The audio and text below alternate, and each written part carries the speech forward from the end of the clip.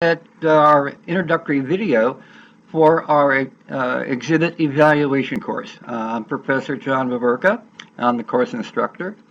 And I've been working in interpretation and with exhibits for about 40 years now. Yeah, I know that's a long time, but I don't feel that old. But I'd like to share with you what I've learned about exhibits. There's one word that exhibit designers and exhibit planners hate. That one word is evaluation, because they simply don't want to know if the exhibits that they designed are failures. You probably don't realize it, but probably the majority of exhibits you have in your museum, or even on interpretive panels that might be out along the trail or at a historic site, probably don't work very well. With the research we've done over the years, we find that when you do evaluations, you find out what you don't want to know, and that is exhibits can be a problem. Let me give you an example. There we go. This was an evaluation we did for a new science museum. We did exhibit pre-testing.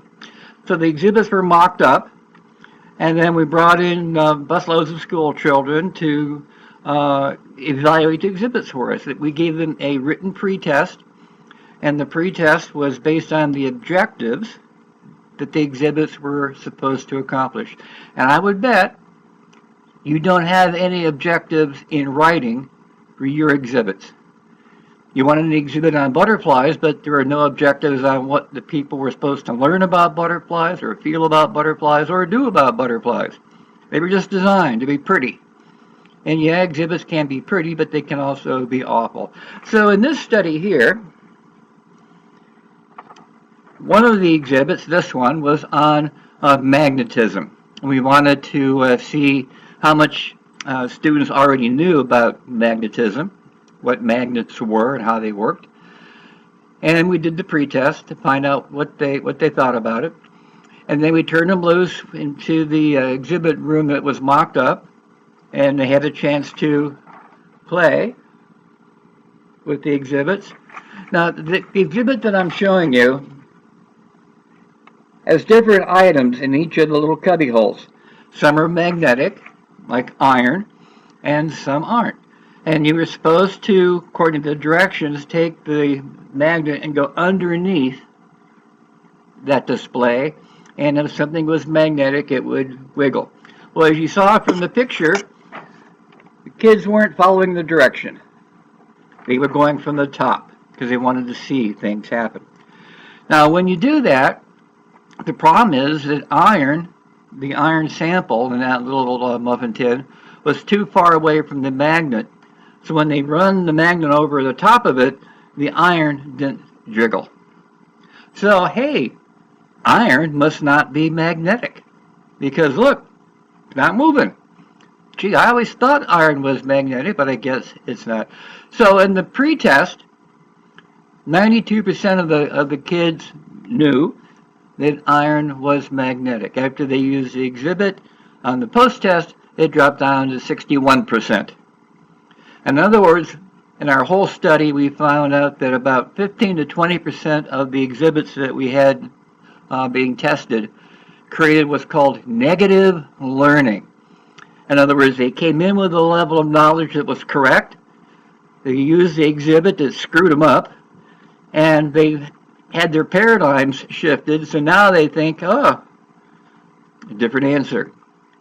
And so we had exhibits that were creating negative learning. If we hadn't done the pre-testing and the post-testing, we would have never known that our exhibits were not only failures, but they were making people full of incorrect answers.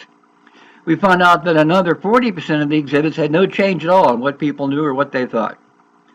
They might as well have been looking at a doorknob, because nothing happened. So only about 15% of the exhibits actually had a positive increase in knowledge.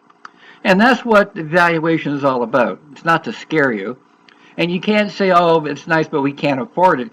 Really, you can't afford to have exhibits that are costing hundreds of thousands of dollars actually work to help increase visitor knowledge or information. to actually have exhibits have an effect that people can actually take home with them. We call it exportability in interpretation, exportable exhibit concepts. So this course will help you understand something about exhibits. As part of the course, you'll also get my textbook on interpretive planning, which has several chapters in it on exhibits and exhibit planning and evaluation results. And you'll get a variety of handouts. And the way the course works is that you get me. And we can have chat room time, and I can help you walk through projects if you want to do it. We'll talk about why evaluate. We'll talk about how to evaluate. We'll talk about you creating an evaluation tool if you want to do some pre and post testing, and we'll help you figure out what the results are. And then if you find an exhibit that's a problem, how do you go about fixing it? So that's what the course is about.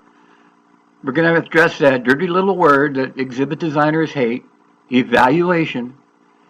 And we're going to help you find out if the exhibits that you either currently have or that you're planning on developing are actually going to do anything when a visitor looks at it, reads it, touches it, or interacts with it. Is there a deliverable from the exhibit? So that's what the course is about. I hope you'll consider it, especially if you're in the exhibit or museum business, or if you're planning a nature center or a visitor center for National Park Service. For every dollar you spend on evaluation, you'll save $5 in exhibits that don't work or give misinformation. So that's the information on the course. Again, I'm Professor John Vaverka. You can just call me Doc John. And I hope you think about the course. And hope to see you when the course starts next month in March. That's about it. Thanks for listening.